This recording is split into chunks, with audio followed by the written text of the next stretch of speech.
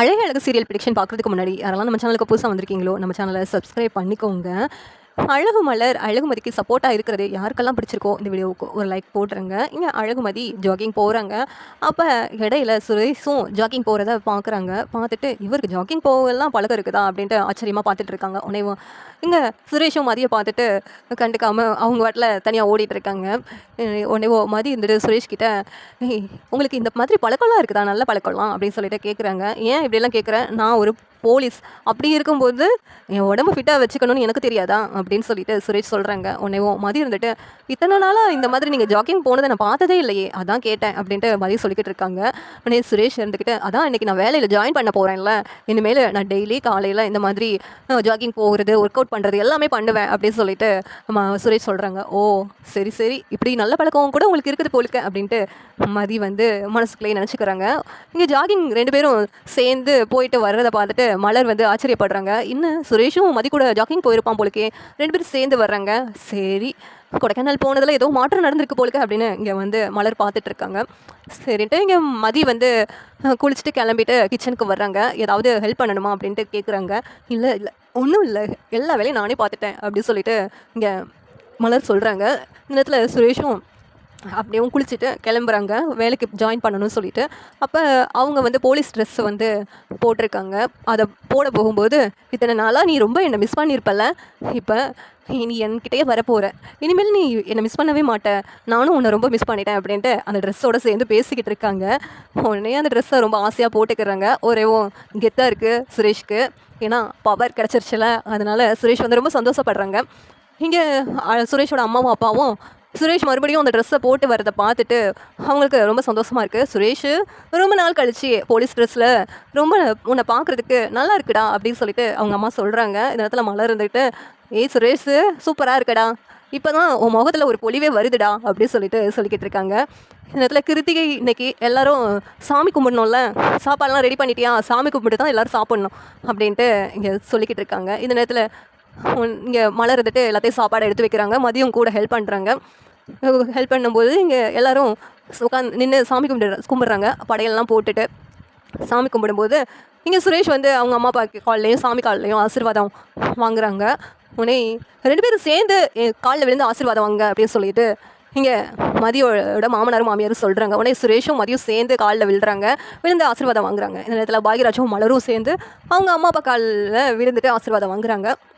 இங்கே எல்லோரும் உட்காந்து சாமி கும்பிட்டுட்டு சாப்பிட்றாங்க. சாப்பிட்டதும் சரி எனக்கு டைம் ஆகிடுச்சு, நான் கிளம்பணும் அப்படின்ட்டு மதி சொல்கிறாங்க. உடனே பஸ்ஸு போயிருந்துருக்கோன்னு நினைக்கிறேன் அப்படின்னு சொல்லிட்டு மதி மலர்கிட்ட புலம்புறாங்க. உடனே மலர் இருந்துக்கிட்டு மதி கவலைப்படாத, சுரேஷ் இருக்கான்ல, உன்னை காலேஜில் போய் விட்டுருவான் அப்படின்னு சொல்லிட்டு சொல்கிறாங்க. உடனே இல்லை நீ நான் இன்றைக்கி முதல் நாள் ஜாயின் பண்ண போகிறேன்ல, சீக்கிரமாக போக வேண்டாமா நீ அப்படின்னு சொல்லிட்டு சுரேஷ் சொல்கிறாங்க. ஏண்டா போகிற வழியில் தானே மதியோட காலேஜ் இருக்குது, நீ ட்ராப் பண்ணிடுறா அப்படின்னு சொல்லிட்டு மலர் சொன்னதும் சரி நீ பாகியராஜ் சுரேஷ் பார்த்து கூட்டு போயிட்டு வாடா, இன்றைக்கி முதல் நாள் வேலையில் ஜாயின் பண்ண போகிறேன், மறுபடியும் உனக்கு வாழ்த்துக்கள் அப்படின்னு சொல்லிட்டு சொல்கிறாங்க. இந்த நேரத்தில் தங்கராஜும் வீட்டுக்கு வந்துடுறாங்க. வந்ததும் என்ன மாப்பிள்ளை திடீர்னு வீட்டுக்கு வந்திருக்கீங்க அப்படின்னு சொல்லிட்டு இங்கே தங்கராஜோட மாமனாரும் மாமியாரும் கேட்குறாங்க. உடனே இன்றைக்கி மச்சான் முதல் நாள் மறுபடியும் வேலையில் ஜாயின் பண்ண போகிறாங்களா, அப்படி இருக்கும்போது நான் வராமல் எப்படி மாமா அப்படின்னு சொல்லிட்டு இங்கே தங்கராஜ் சொன்னதும் மலர் இவரால் தான் இந்த வேலையே போச்சு, என்னமோ இவரால் தான் இந்த வேலை கிடைச்ச மாதிரி பெருசாக பேசிக்கிடுறாரு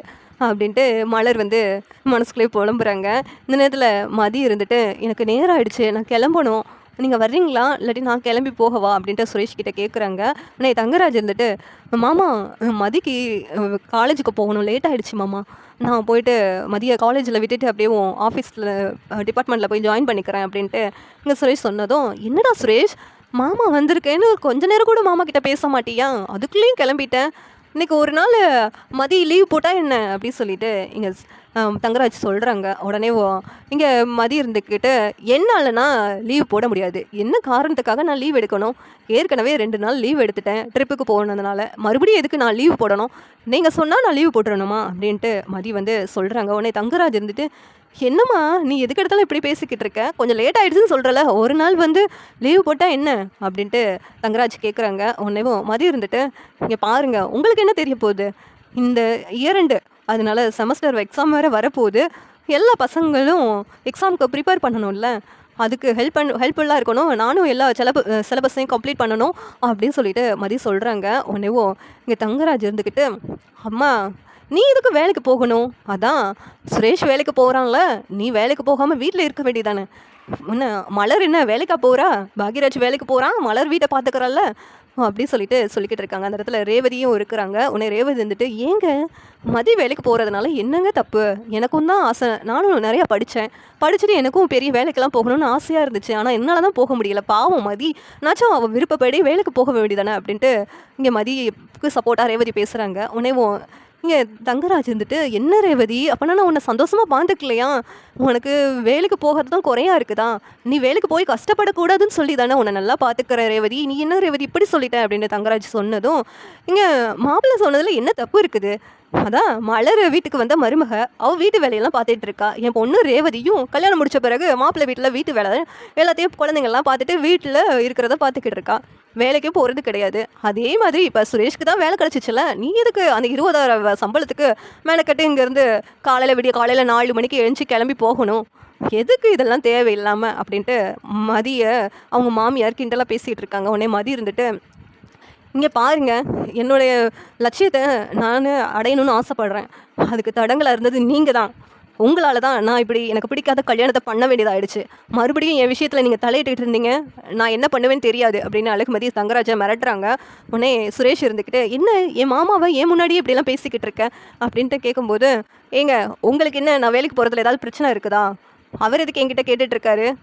என்ன வேலைக்கு போகக்கூடாதுன்னு சொல்லிட்டு யார் சொன்னாலும் நான் கேட்க மாட்டேன் அப்படின்ட்டு மதி சொல்கிறாங்க. உடனே சுரேஷ் இருந்துட்டு, அவள் வேலைக்கு போனால் போகட்டும் மாமா, அவள் விருப்பப்படி இருக்கட்டும், எதுக்கு நீங்கள் இப்படிலாம் பேசிக்கிட்டு இருக்கீங்க அப்படின்ட்டு சுரேஷ் கேட்குறாங்க. தங்கராஜ் இருந்துட்டு, மாப்பிள்ளை என்ன அப்படியேவும் அவள் சொன்னதாக கேட்க ஆரம்பிச்சிட்ட, கொடைக்கானல்லேருந்து திரும்பி வந்ததும் என்ன மாப்பிள்ளை இப்படி ஆகிட்டேன் அப்படின்ட்டு தங்கராஜ் கேட்டதும் சுரேஷ் வந்துட்டு, அப்படி இல்லை மாமா, அவள் வேலைக்கு தானே ஏற்கனவே போய்கிட்டு இருக்கா, அவள் வாட்டில் போகிறா, அதனால நமக்கு ஒன்றும் இல்லைல்ல மாமா அப்படின்ட்டு சுரேஷ் சொல்லிக்கிட்டு இருக்காங்க. இல்லை மாப்பிள்ளை, இப்போ அவள் வேலைக்கு போய் சனியாக சம்பாதிக்க ஆரம்பிச்சிருவா, அப்புறம் எப்படி நம்ம சொன்னதெல்லாம் கேட்கணும்னு அவளுக்கு தோணும், நான் சம்பாதிக்கிறேன்னு துமுறு வந்துடும்ல, அதுக்காக தான் சொல்கிறேன் அப்படின்ட்டு இங்கே மறுபடியும் தங்கராஜ் சொல்கிறாங்க. அழகுமதி இருந்துட்டு, இங்கே பாருங்கள், யாராவது என் விஷயத்தில் தலையிட்டு இருந்தீங்க, நான் வேறு மாதிரி முடிவெடுக்க வேண்டியது இருக்கும், ஜாக்கிரதையாக இருந்துக்கோங்க, நான் கிளம்புறேன், எனக்கு காலேஜுக்கு எப்படி போகணும்னு எனக்கு தெரியும் அப்படின்ட்டு அழகுமதி கிளம்பி போகிறாங்க.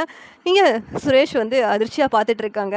இங்கே தங்கராஜ் எவ்வளோ பேசிக்கிட்டு இருக்கோம், ஒன்று கொஞ்ச நாள் கேட்குறாளா, அவட்டில் கிளம்பி போயிட்டே இருக்கிறா பாரு அப்படின்னு சொல்லிட்டு மறுபடியும் மதியை பற்றி பேசிக்கிட்டு இருக்காங்க. இங்கே மலர் இருந்துட்டு, இப்படி ஒரு பொண்ணு தான் இந்த வீட்டுக்கு தேவை, கரெக்டாக எல்லாத்துக்கிட்டே எப்படி பேசணும் தெரிஞ்சு வச்சுட்டு இருக்கா அப்படின்னு சொல்கிறாங்க. உடனே இங்கே சுரேஷோட அம்மாவும் அப்பாவும் கொஞ்ச நாள் மதிக்கிறாளா மாப்பிள்ளை, உங்கள் பேச்சையும் மதிக்க மாட்டேக்கா, இந்த வீட்டில் மாப்பிள்ளை பேசுனா யாருமே தட்ட மாட்டோம், ஆனால் இவன் மாப்பிள்ளை பேச்சையும் மதிக்காமல் போய்கிட்டு இருக்கா பாரு அப்படின்ட்டு சுரேஷோட மாமியாரும் மாமனாரும் பேசிகிட்டு இருக்காங்க. ஆனால் ரேவதி இருந்துட்டு, மதி கரெக்டாக பேசுகிறா, இப்படி தான் இவங்களுக்குலாம் பதில் சொல்லணும் அப்படின்னு சொல்லிட்டு பார்த்துட்டு இருக்காங்க. இந்த சீரியல் எப்படி தான் நல்லாயிருக்கும் நீங்கள் நினைக்கிறீங்கன்னு கமெண்ட் பண்ணுங்கள். இந்த வீடியோ பிடிச்சிருந்தா லைக் பண்ணுங்கள், ஷேர் பண்ணுங்கள், சப்ஸ்கிரைப் பண்ணுங்கள். தேங்க்யூ.